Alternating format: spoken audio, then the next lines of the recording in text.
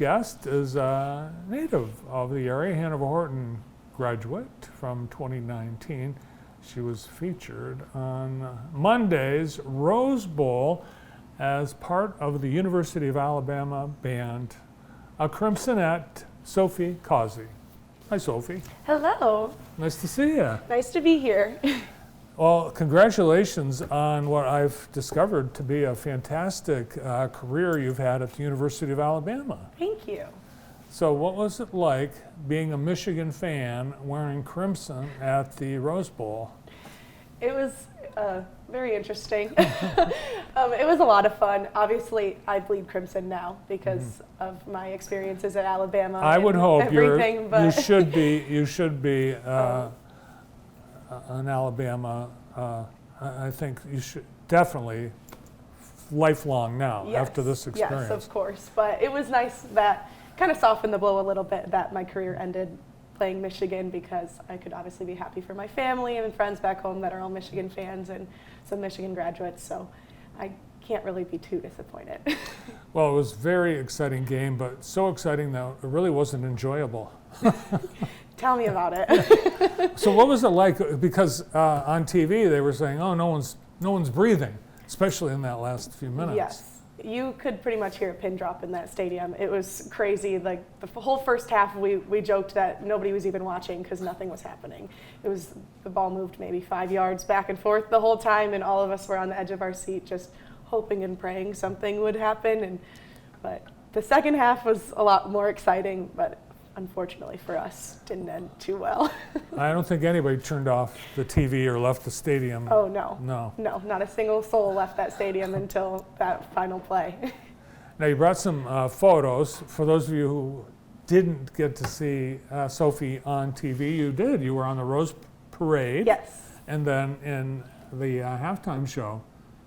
And wow, the group that you're in is part of the $1 Million band, the Crimsonettes. You are known, and I think for years, this has been known as a group of young ladies known for bright red lipstick, Bama red, big curled hair. Does everybody have to have curly hair? Oh, yes. Yes. And white go-go boots. Yes. So that's the main part of this, yeah.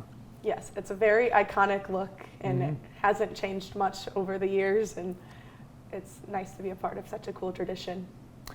Now, does everyone in the Crimsonettes twirl? Yes. Okay. A lot of girls also have a dance background, so a lot of times we get confused with our dance team or our cheer team, just because we do a lot of dancing as well, but we are all baton twirlers in some way, shape, or form. You grew up with a baton in your hand. Yes. You started with a club baton twirling. Yes, I did. I actually started baton twirling since I was born. My sister is 6 years older than me, and she started when she was 4. So I was pretty much, like you said, born with a baton in my hand.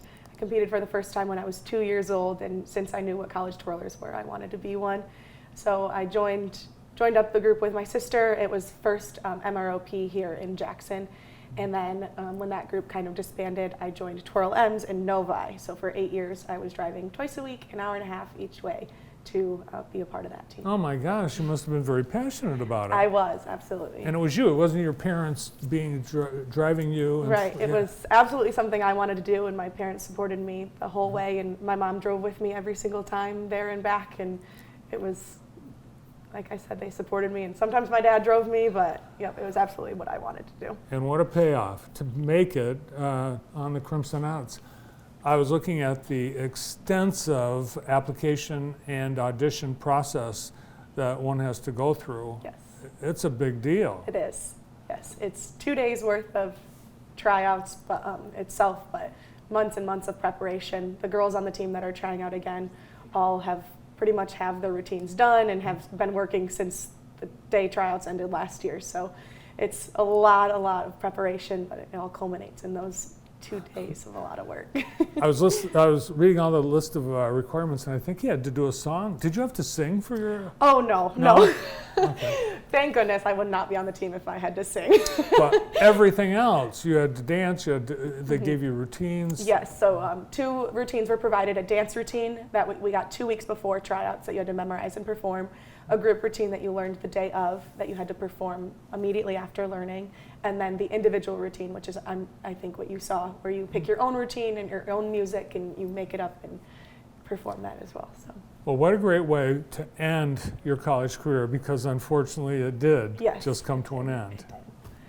You graduated 2 weeks ago. Correct. I graduated, or I guess now December 16th. I walked and I was lucky enough to get to have this last little hurrah with my Crimsonette girlies and enjoy the Rose Bowl as a graduate, but I'm excited to be an alumni now. Well, I would say that would be even more of a joy, not having to worry about classes and exams and finals. Absolutely. Yes. Classes start this week on Wednesday, or next week on Wednesday. So I will get to relax a little bit while they all get back to work. So you had a lot going on. You went to pep talks, pep rallies. There were post performances. There were pre performances. The bowl, the parade. Tell us a little bit about what happened in Pasadena. So the band actually got there on Saturday, and I flew in with my family. So I met them there, and I actually met them at Disneyland. So they got off the plane, got onto a bus, drove to Anaheim to get to Disneyland, got off the bus in Disneyland, and we had a pep rally there at 6 o'clock that night. And then after we left Disneyland, it was probably like 1 a.m. The next morning call time was 5. And so we all were up and ready then to go take a photo in front of the Rose Bowl, the kind of like iconic photo that everyone gets. And then we had 2 pep rallies that day. And then the next morning we had the Rose Parade. So we were up at the Rose Parade at 5 a.m. again. And right from the Rose Parade, we got on a bus, went to the Rose Bowl, and performed pregame. So it was a lot, but it was a lot of fun too. Yeah. So you got home and you were able to get some sleep. Yes, I slept in today, and then I will be sleeping probably all day tomorrow. So you grew up a Michigan fan. Of course, you've seen the Big House. You've seen the Rose Bowl. How do they compare? It's hard because watching the Michigan Twirlers is part of the reason that I fell in love with college twirling, and that was where my dream kind of came from, is seeing those twirlers and getting to know a few of them, and they were my idols. And I always said I used to tell my parents I wanted to twirl at Michigan. And then I got older and I was like, I want to be a Southern girl for a little while. So I started looking at the South, and everyone at home's heart broke just a little bit. But it worked out because there's nothing like the experience at Alabama. And yes, the Big House is huge, and the energy there is incredible. But the energy in Bryant-Denny Stadium, as you play Alabama and everyone shouting Roll Tide, is nothing compares to that experience. So getting to kind of have that, a little bit of both at the Rose Bowl, and they play Mr. Brightside and everyone goes crazy, and they play Dixieland Delight and everyone goes crazy. I, of course, had the best of both worlds. Oh, you're right. College football in the South is a completely different animal. Absolutely. And the girls, they're a bigger part of college football in the South than they are in the North. Yes, we are. It's kind of crazy. We go to games and little girls ask for pictures and people ask for autographs, and it's kind of unreal to feel like a celebrity in that way, because I'm not playing the football game. Seems kind of like I have no stake in the game, but even Nick Saban says that the $1 Million Band plays a huge part in what that team does, and so it's just really cool to be a part of something so traditional and so iconic as the brand of Alabama. Well, I know the last game for you was a bummer because your Crimson Tide lost, but you won a lot all season long. Absolutely. And you won some key games and you did some close games. Yes. Other than the Rose Bowl, other than the last 20 seconds of the Rose Bowl, it must have been just an unbelievable, great year for that. Absolutely. And if you would have told me in week 3 of this season that we would be playing Michigan in the Rose Bowl and made it to the Final Four, I would have told you were crazy. I think a lot of people would, but we had a lot of faith in our team and a lot of faith in Nick Saban, and glad we did, because this was just the best way to end my college career. Yeah, and you're right. I don't think anyone saw it coming. Michigan, Alabama in the Rose Bowl. No. But wow, what an awesome game. And to be a part of that, because that is going to be, what a memory for you to be there, but all the great games that you've had and all the great things you've done, the Battle of the Bands, the pep rallies, all those fun things. Yes. And you went to school too.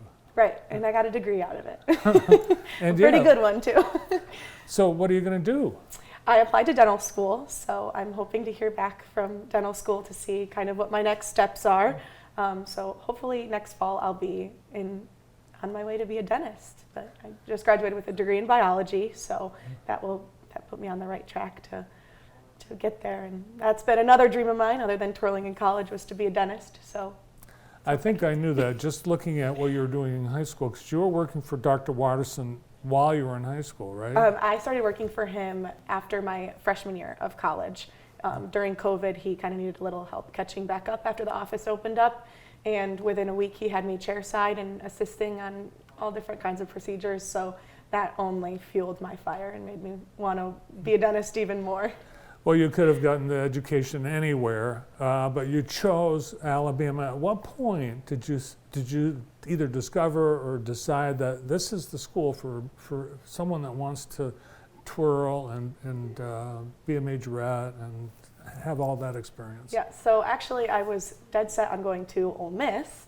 Like I said earlier, I wanted to be a Southern girl, so I started looking at SEC schools. I had a friend that twirled at Ole Miss, and I got to visit her and see all of that, and I just got the feel of the SEC football and knew that's what I wanted. And then my best friend in high school was going to Alabama, so she said, just tour with me just to see if nothing else, you'll see where I am and we can visit each other. And we made the mistake of going to a football game. And we sat in the nosebleeds, but we watched pregame. We were there in time for pregame. And I saw the Crimsonettes on the field in their white boots, sparkly outfits, and big hair.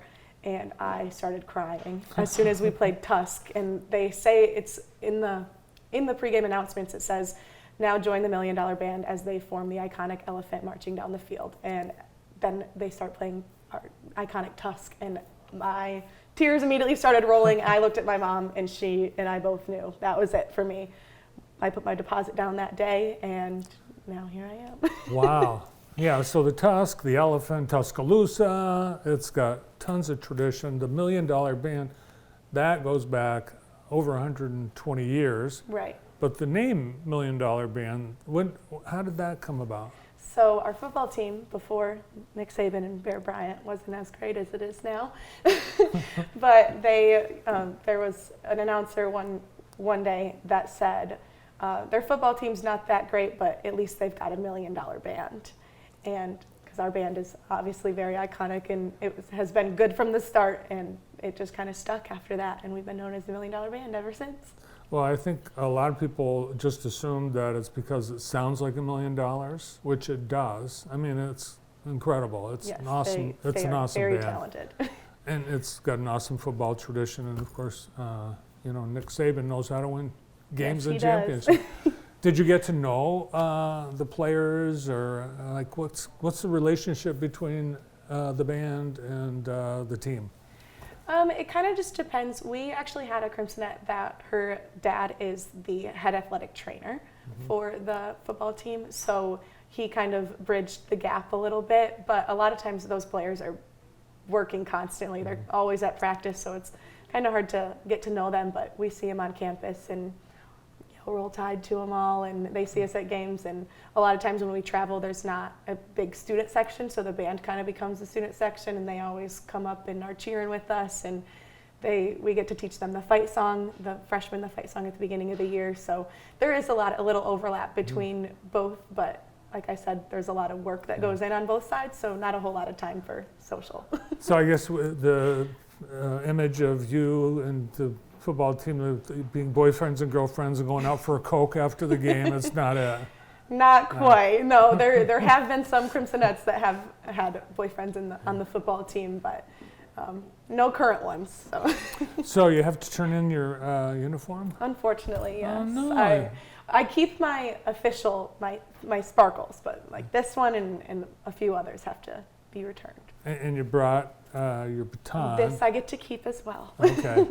You provide your own baton, and then we all just tape them the same way. And this one, I've used this one all 4 years, so I Oh, get wow. to keep it.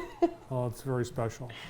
Well, we appreciate you coming in today and sharing your experiences at the Rose Bowl. Thank you. I appreciate you having me. Yeah, good luck at dental school. And in the meantime, while you wait to get in, what are you going to be doing?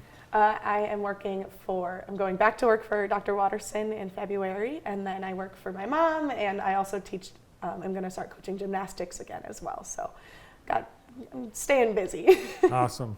Well, great to have you here. Congratulations on your great job and representing our community on the national stage. Awesome. Thank you. One of the Crimsonettes, member of the University of Alabama Marching Band, Hanover Horton alum, Sophie Causie.